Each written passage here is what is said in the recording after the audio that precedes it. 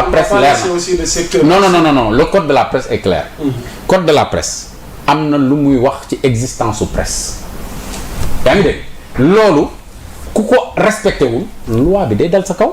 d'abord code bi day dal sa kaw waaw moom laa lay wax ni d'abord moom li ma doon wax code bi day dal sa kaw code bi bu dalee sa kaw am na yeneen règles yoo xam ne respecté woo ko par rapport à la fiscalité. mais impôt yi domaine ñu ngi fi. ñoom itam ñu dal sa kaw ñu defal le redressement. donc jarul ñoom ñu koy centraliser naan diw moo war a nekk presse diw warul nekk presse c'est-à-dire que foofu le danger bi nekk c'est-à-dire que le fait de décréter que yow am nga droit paraître kee amul droit paraître parce que kee respecté wul normes yi déedéet ki respecté wul normes yi bàyyi loi dal ci kaw. merci Amadou. est-ce que da nga wax ji. mais du yow ministre yaa naan moom moom dina exister wala du exister. c'est foofu mooy sew bi nekk. waaw man de le Sénégal a besoin d'un dialogue économique, n'a pas besoin de dialogue politique. Et j'ai vu que par exemple semaine bii ñu génn. non semaine bii ñu nekk di jeex nii y a eu le forum ou la rencontre sur l'employabilité. Et l'emploi et l'employabilité ma dégg fa président CNES mu ne président de la République il faut rassurer le secteur privé. yaa ngi dégg. et rassurer le secteur privé ça renvoie ak lu ñu doon waxtaanee fii léegi moo di ni dans un pays qui veut se développer on ne met pas ses champions en prison. on ne met pas gis nga business ak démêlés judiciaires ñoo ànd. tu trouves des formules assez nu mu tuddati assez trucs pour gérer des situations yoo xam ne soxlawul ngay jàpp ay hommes d'affaires di leen tëj loolu boo ko defee da ngay tiital ay nit. yeneen surtout que sax du détournement de deniers publics comme kaaw Samuel Sarr du détournement de deniers publics donc ñoom si seen biir associés yi ñoo am problème. mais voilà donc aujourd'hui ni ñu ko doon waxee sax. laissons la justice trancher. voilà mais non du tere nag. mais xaar c'est dans le même siège. dafa def pression bu am solo. maanaam ñoom associé yi. waaw mais déedéet si xam nga fan la yoonu état xam nga fan la yoonu état di nekk. un associé moo porté plainte contre un associé ok. il est mis en prison par rapport aux accusations de l'associé ok. Le juge pour avoir la vérité a commandité une contre-expertise qui vient prendre le contre-pied des accusations de l'autre associé. kon kay liberté provisoire dafa war a am muy benn. bu ñaanee liberté provisoire ñu bañ ñu ne procureur moo bañ qui est le procureur c'est l'État. C'est le ministère public. kon nag fu mu toll nii ça revient à l'État. donc aujourd'hui Samuel Sarr est en prison parce que l'État le veut et l'État aujourd'hui c'est Ousmane Sonko ndaxte moo taxaw Assemblée nationale mu ne dossier Samuel Sarr maa ko téye j'ai pris mon dossier en main kenn du ko dindi tamit ay fait rek la nag rek. mais c'est pas un dossier de l'État. waru compter voilà.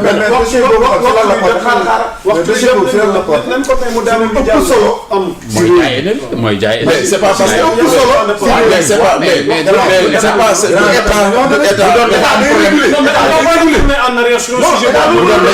ba ñuy jaay énergie bi état.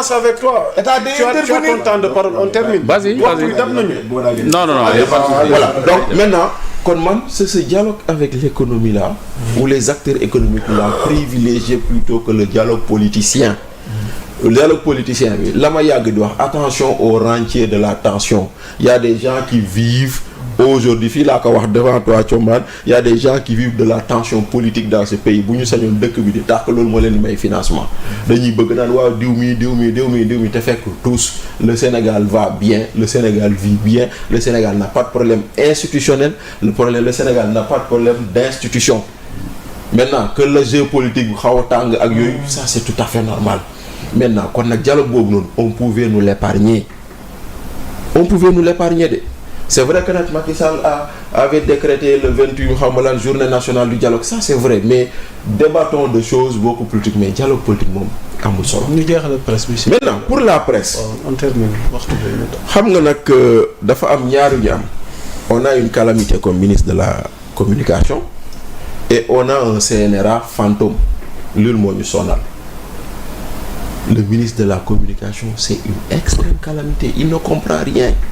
Pour moom lépp jaay doole la et depuis qu'il est là il est dans une démarche répressive à l'endroit de la presse mooy pour ñoom Amadou Diouf, Bachir Fofana, c'est des patrons de presse véreux.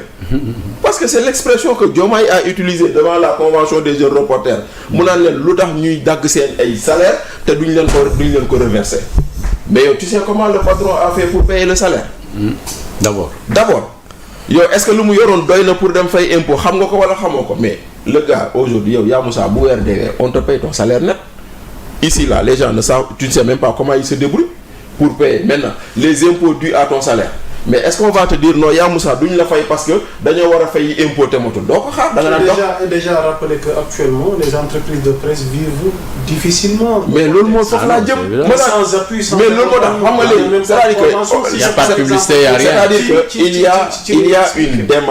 il y a une démarche malsaine que ce pouvoir entretient avec les médias dañoo egsi nga yónni nga annuler décision convention non da nga annuler décision Macky Sall.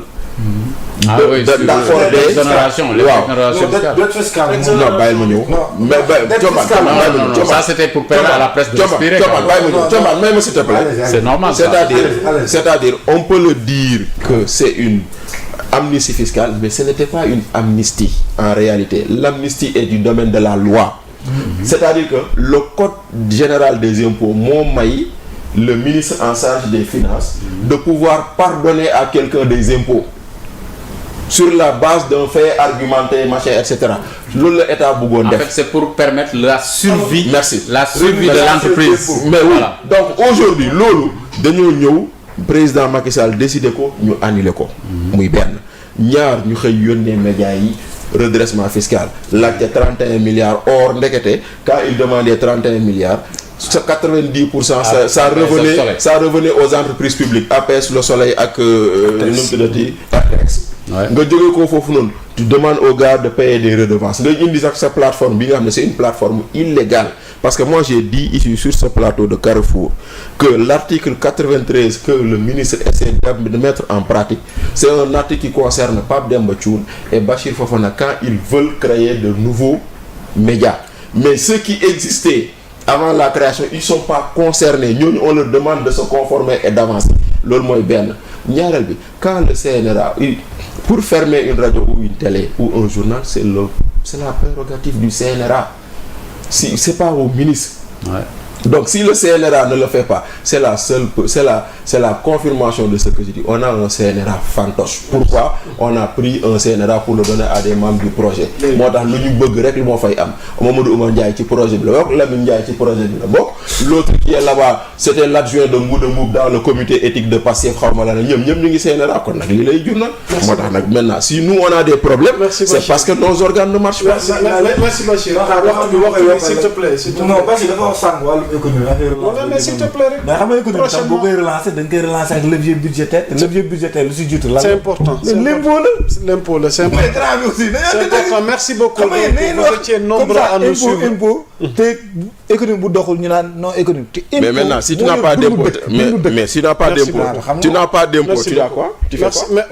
Merci beaucoup. tu n'as pas d'impôt tu fais quoi. di leen jaajëfal di jaajëfal Amadou Diouf di jaajëfal Bachir Pathé Thiombane Pape Demba Thioune rawatina ki nga xamante ni moo ñu féete woon ci xarala gi ci wàllu régie Yankouba Badji Malick tamit ñu ngi koy jaajëfal ci coordination bi donc samedi prochain ci beneen numéro Carrefour ngir waxtaane waat tolluwaay dëkk bi demain incha allahu rabbi daañu tëj semaine bi ak li nga xamante ni mooy Bonsoir Sénégal avec maître Abdinar Ndiaye bu Pastef nekk avocat à la cour d'ici là portez-vous bien d'ici là portez-vous bien et voilà donc nekk leen ci jàmm jaa ngeen jëf